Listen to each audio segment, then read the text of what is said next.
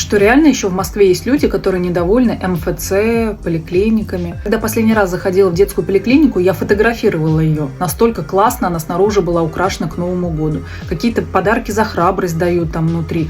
При том, что это бесплатная медицина, мы просто к этому привыкли.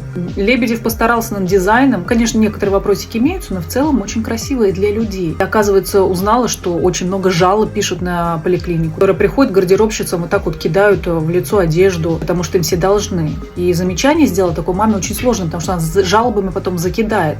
А все эти поликлиники очень хорошо проверяют комиссии без конца и без начала.